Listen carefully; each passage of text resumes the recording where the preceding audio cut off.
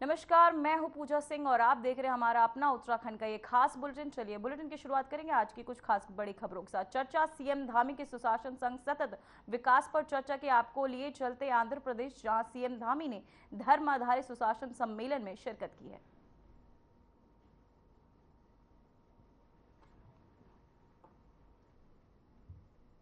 संपूर्ण विश्व के अंदर लहरा रही है और भारत फिर से विश्व गुरु बनने की दिशा में अग्रसर हो रहा है। आज चाहे अयोध्या में भगवान श्री रामचंद्र जी का भव्य और दिव्य मंदिर का निर्माण हो, या मैं जहां से आता हूं, आप सब जानते हैं देवभूमि उत्तराखंड, जहां बद्रीनाथ धाम है, जहां बाबा केदार हैं, जहां मां गंगा का उद्गम स्थल है, यमुना का उद्गम स्थल है, हेमकुंड साहब है, आदि कैलाश है, और पूरे देवभूमि में इतने देव स्थान हैं कि आप जहां जाएंगे वहां आपको कोई न कोई एक नया देव स्थान दिखाई देगा। भाइयों बहनों, आदरणीय प्रधानमंत्री मोदी जी के नेतृत्व में चाहे बद्रीनाथ का मास्टर प्लान हो, केदारनाथ धाम का नवनिर्माण हो, या मैं अगर बात करूं बाबा विश्वनाथ की नगरी काशी की, बाबा विश्वनाथ के कॉरिडोर का विस्तार हो, या महाकाल का निर्माण हो, हमारी इन सभी धार्मिक धरोहरों को जिस प्रकार से सजाया जा रहा है, जिस प्रकार से संवारा जा रहा है, वो भूतो न भविष्यति। आज आदरणीय प्रधानमंत्री मोदी जी के नेतृत्व में जहां एक और कश्मीर में धारा 370 की समाप्ति हुई, ट्रिपल तलाक जैसी कुप्रथा का अंत हुआ, नागरिकता संशोधन एवं वक्फ संशोधन जैसे कानूनों के माध्यम से एक भारत श्रेष्ठ भारत की परिकल्पना को साकार किया जा रहा है। वहीं अंत्योदय के संकल्प को पूरा करने के लिए जनधन योजना हो, उज्ज्वला योजना हो, गरीब कल्याण अन्न योजना हो, मुफ्त राशन योजना हो, प्रधानमंत्री आवास योजना हो, आयुष्मान योजना हो, ऐसी अनेक जन कल्याणकारी योजनाओं के माध्यम से समाज के अंतिम छोर में खड़े हुए व्यक्ति को विकास की मुख्य धारा से जोड़ने का काम किया जा रहा है। भाइयों बहनों, आदरणीय प्रधानमंत्री श्री नरेंद्र मोदी जी के मार्गदर्शन में हमारी सरकार देवभूमि उत्तराखंड में भी, क्योंकि देवभूमि उत्तराखंड का एक मूल स्वरूप है, आप सभी देश भर के लोग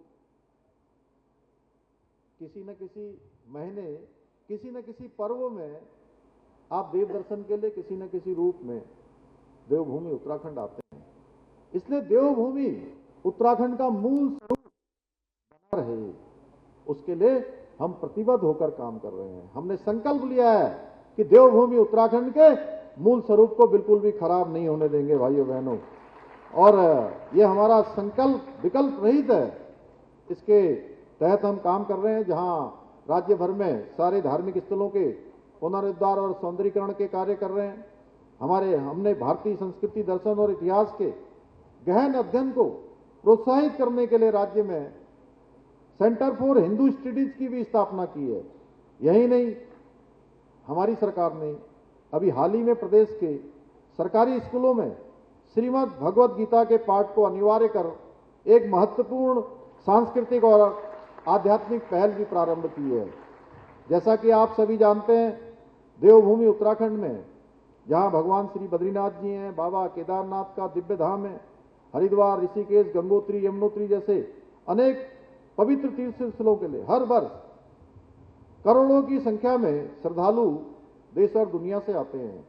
हमारी सरकार उत्तराखंड को आध्यात्मिक, धार्मिक एक पर्यटन के वैश्विक केंद्र के रूप में विकसित करने के संकल्प के साथ काम कर रही है। इस दिशा में महत्वपूर्ण पहल करते हुए हमने 2 स्पिरिचुअल इकोनॉमिक जोन स्थापित करने की दिशा में भी अपना कार्य प्रारंभ कर दिया है। इन क्षेत्रों में आयुर्वेदिक एवं प्राकृतिक चिकित्सा, योग, ध्यान, अध्यात्म आधारित जीवन शैली को बढ़ावा दिया जाएगा, ताकि हमारी प्राचीन ज्ञान परंपरा का लाभ सभी को मिल सके। भाइयों बहनों, हमारी सरकार द्वारा राज्य में संस्कृत भाषा के प्रचार प्रसार हेतु भी कई योजनाएं संचालित की जा रही है।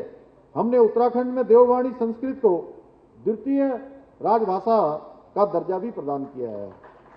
साथ ही हमने प्रदेश में जहां एक और विद्यालयों में संस्कृत शिक्षा को बढ़ावा देने हेतु छात्रवृत्ति प्रदान की जा रही है, वहीं संस्कृत भाषा में उत्कृष्ट प्रदर्शन करने वाले विद्यार्थियों को संस्कृत छात्र प्रतिभा सम्मान योजना से भी सम्मानित किया जा रहा है।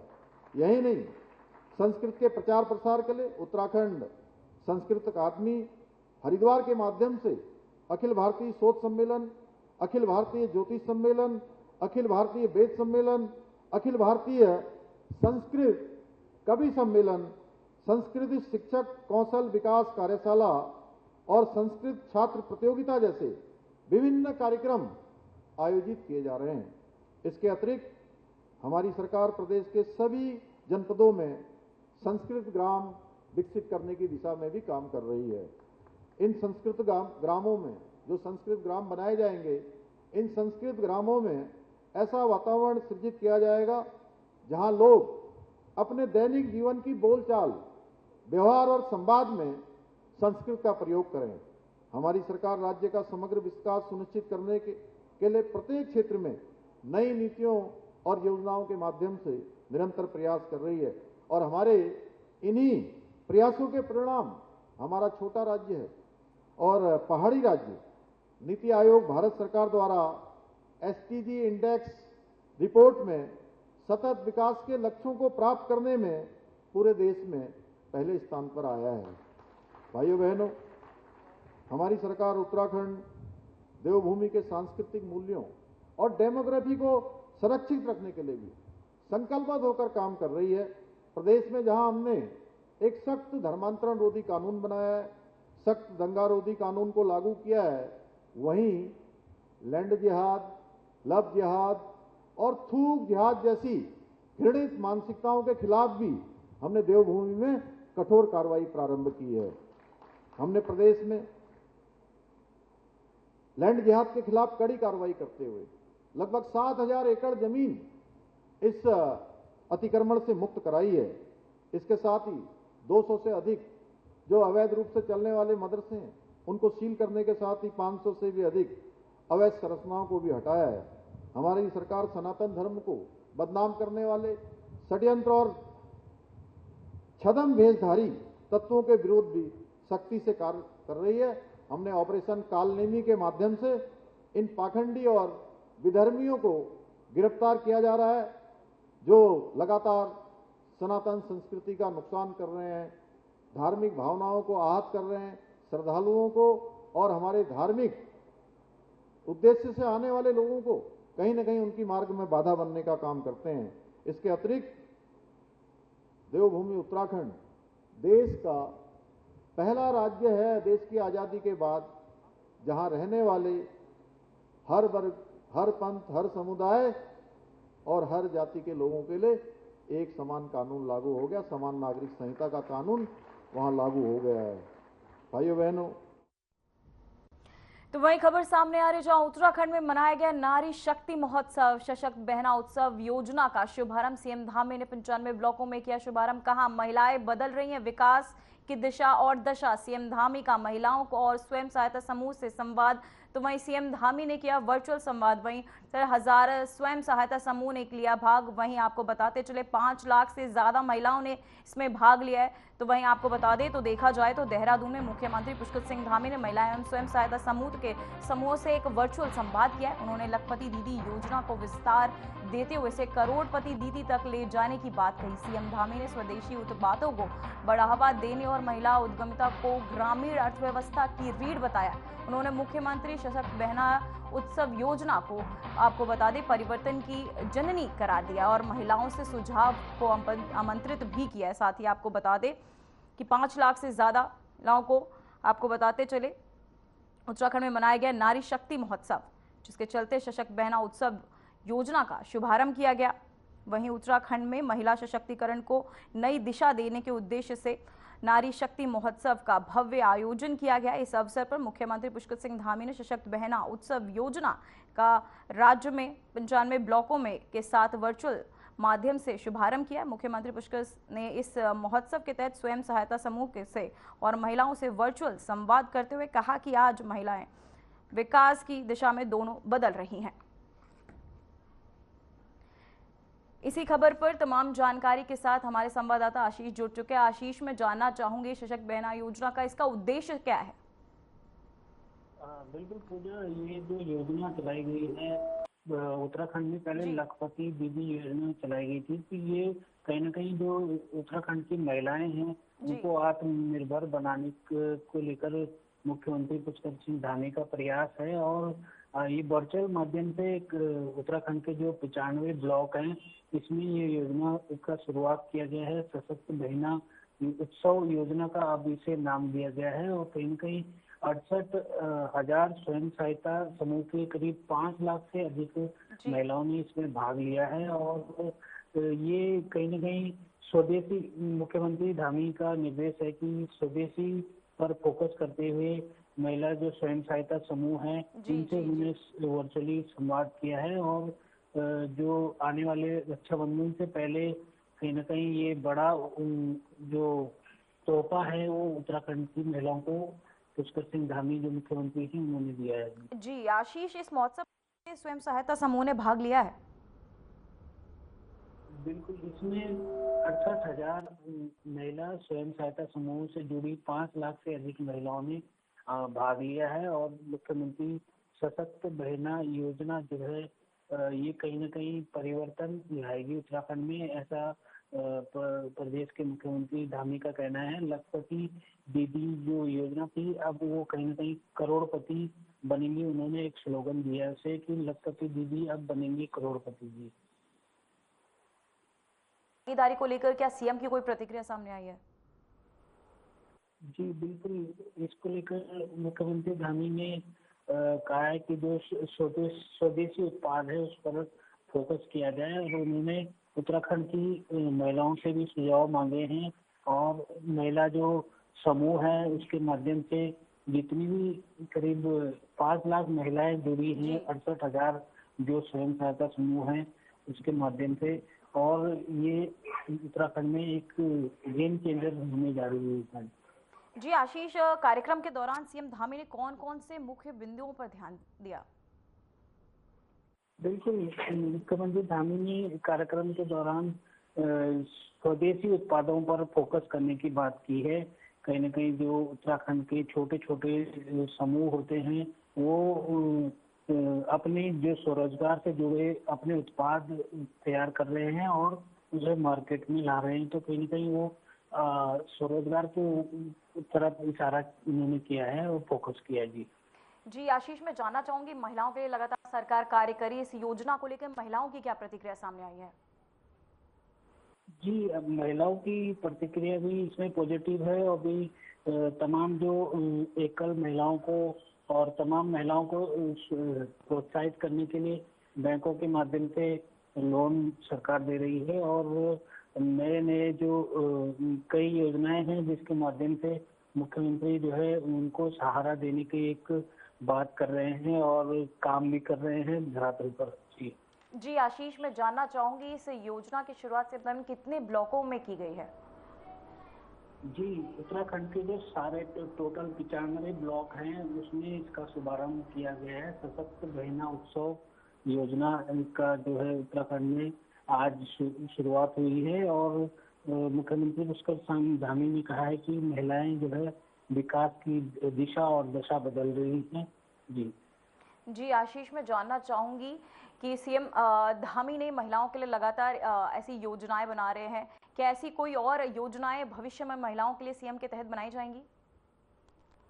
बिल्कुल, ये तो मुख्यमंत्री के विवेक पर निर्भर करता है। लेकिन अभी तक जो योजनाएं हैं, एकल महिला योजना कहें चाहे लखपति दीदी योजना कहें, और ये जो नई योजना सशक्त बहना उत्सव योजना बनाई गई है, ये कहीं ना कहीं ये उत्तराखंड की महिलाओं के विकास के लिए और उनको प्रोत्साहित करने के का काम करेगी। जी आशीष, आपका बहुत बहुत धन्यवाद। लेकिन आप अब बने रहिए हमारे साथ, अगली खबर पर भी हम आपका रुख करेंगे।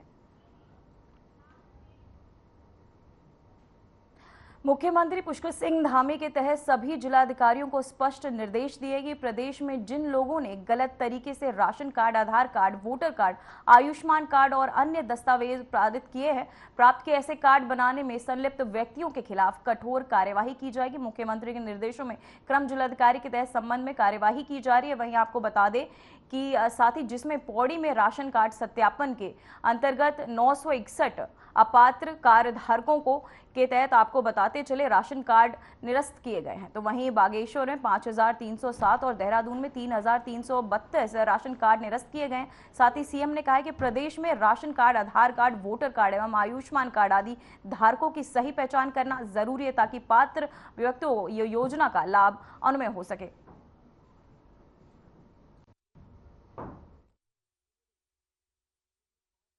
खबर पर आशीष हमारे साथ बने हुए। आशीष, मैं जानना चाहूंगी आधार कार्ड के सत्यापन को लेकर लगातार ये चीजें सामने आ रही, से लेकर आप क्या कहना चाहेंगे?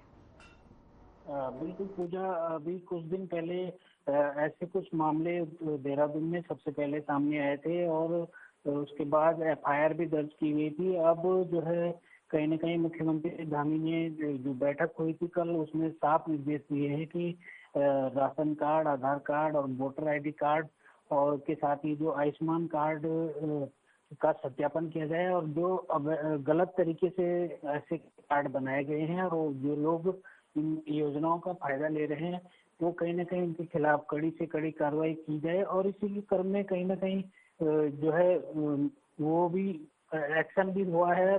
और उत्तराखंड के जो देहरादून की बात करें तो यहाँ पर 3332 राशन कार्ड अभी तक निरस्त किए जा चुके हैं और बागेश्वर में 5307 राशन कार्ड और इसके अलावा पौड़ी में जो है 961 अपात्र जो है राशन कार्ड निरस्त किए जा चुके हैं।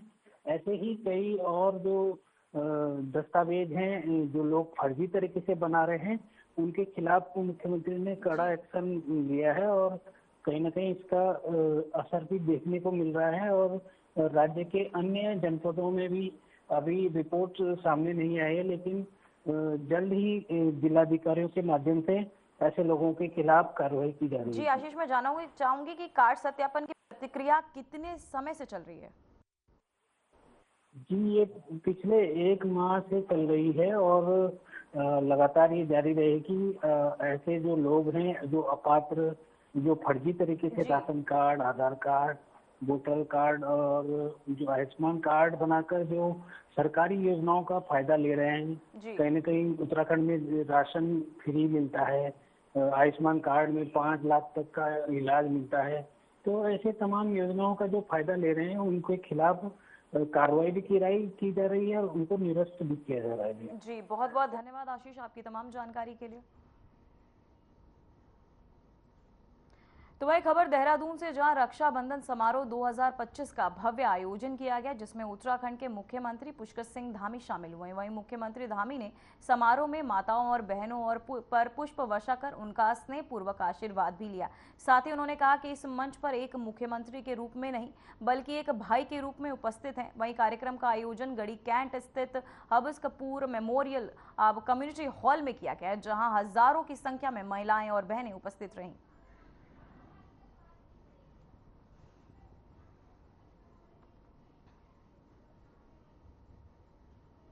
तो वही खबर अल्मोड़ा से है जहां उत्तराखंड के पर्वतीय जिलों में लगातार 3 दिनों से हो रही मूसलाधार बारिश से जनजीवन को पूरी तरह अस्त व्यस्त कर दिया है।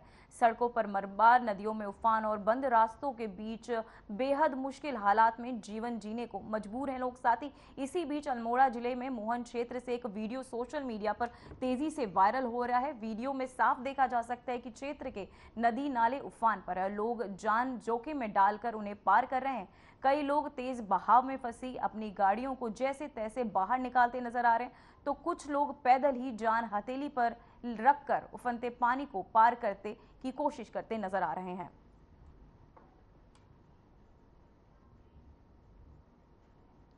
तो वहीं उत्तराखंड के पहाड़ी क्षेत्रों में हो रही मूसलाधार बारिश के चलते हरिद्वार में गंगा का जल स्तर तेजी से बढ़ा है। वहीं सुबह 6 बजे गंगा का जल स्तर आपको बता दें 293 मीटर दर्ज किया गया, जो चेतावनी निशान के करीब है। स्थिति को देखते हुए प्रशासन अलर्ट मोड पर है। वहीं डीएम ने निर्देश पर घाटों पर सुरक्षा व्यवस्था कड़ी कर दी गई और पुलिस जवानों की तैनाती भी की गई है। साथ ही जिलाधिकारी मयूर दीक्षित लगातार जल स्तर, वर्षा और जल भराव की जानकारी ले रहे हैं।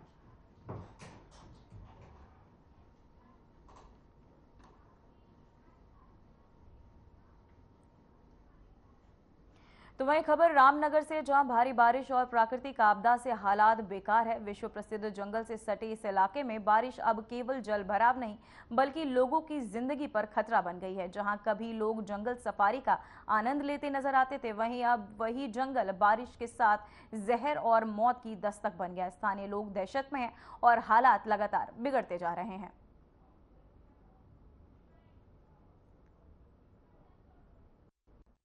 पिछले लगातार 2 दिन से बारिश हो रही है यहाँ पे, और पानी की निकासी की व्यवस्था यहाँ पे है नहीं कहीं, और इस वजह से घरों में पानी भर रहा है। नाली पूरी ब्लॉक हो रखी है क्योंकि इस बार सफाई हुई नहीं है नाली की, और हर साल यही समस्या रहती है। यहाँ पे हमारे घरों में पानी घुसता है, सांप बिच्छू जितने भी है उनसे डर रहता है। हम मतलब घर का राशन भी खराब हो गया और सांप बिच्छू के डर से घर भी छोड़ना पड़ गया। घर पे इस टाइम कोई नहीं है, पूरा तखत, चारपाई, बिस्तर सब भीग गए हैं और हम दूसरी जगह किसी यहाँ शिफ्ट होके अपना गुजारा कर रहे हैं। बट पानी अभी भी हमारे घरों में खड़ा लगातार, क्योंकि बारिश अभी भी जारी है और समस्या लगातार बनी हुई है। जनप्रतिनिधि कुछ आए हैं हमारे यहाँ पे जो इस समस्या का हल करने के लिए लगातार बने हुए हैं यहाँ पे और रुके हुए हैं। देखिए, कल 2 दिन से बारिश पड़ रही है और यहाँ पर जैसा कि मैं पहले भी ये बात रख चुकी थी कि हमारा जो 2 नंबर का मेन विकास का मुद्दा है वो नाले की निकासी, और उसी कारण आज देखिए सबके घरों में पानी भरा हुआ है। खाने पीने का राशन भीग चुका है और लोगों को रहने के लिए जगह नहीं मिल पा रही है। इसी के तहत हमने एसडीएम साहब को भी अवगत करा दिया गया है और हम लोग सुबह से प्रयास में लगे हुए हैं। मोटर लगाई हुई है, पानी की निकासी भी करवा रहे हैं और हमारी स्तर से जो भी राशन पानी की व्यवस्था होगी वो हम कर रहे हैं। लेकिन अब मैं एसडीएम साहब से, प्रशासन से अनुरोध करना चाहूँगी कि अभी तो बरसात हो रही है लेकिन इसको ध्यान में रखते हुए इस कार्य को करने की कृपा करेंगे।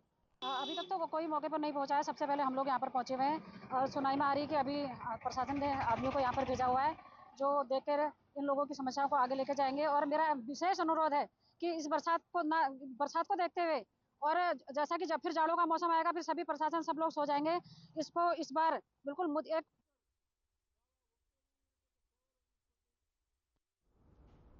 तो वही खबर सामने आ रही है, जहां उत्तराखंड में आज भारी बारिश का अलर्ट। मौसम विभाग ने भारी बारिश का अलर्ट किया जारी। नैनीताल, चंपावत, उधम सिंह नगर में भारी बारिश की चेतावनी। बागेश्वर, पौड़ी, टिहरी और देहरादून में भी भारी बारिश की आशंका। साथ ही भारी बारिश के चलते छुट्टी के आदेश जारी। तो वहीं आपको बताते चले, मौसम विभाग ने भारी बारिश का अलर्ट जारी कर दिया है। वहीं नैनीताल, चंपावत, उधम सिंह नगर में भारी बारिश की चेतावनी जताई जा रही है, जहां बागेश्वर, पौड़ी, टिहरी में भी भारी बारिश की आशंका। साथ ही भारी बारिश के चलते छुट्टी के जो आदेश है वो दिए गए हैं। साथ ही आपको बताते चले, आज उत्तराखंड में भारी बारिश के चलते अलर्ट जारी किया है। मौसम विभाग ने भारी बारिश का अलर्ट जारी किया है। नैनीताल, चंपावत और उधम सिंह नगर में भारी बारिश की चेतावनी जो है वो जताई जा रही है। साथ ही पौड़ी, टिहरी और देहरादून में भी भारी बारिश की चेतावनी जताई जा रही है। साथ ही आपको बताते चले, बारिश के चलते अब स्कूलों को बंद भी रखा जा रहा है। साथ ही आपको बता दें, मौसम विभाग के तहत अलर्ट भी जारी कर दिया गया है। फिलहाल बुलेटिन में बस इतना ही। मुझे दीजिए इजाजत। नमस्कार।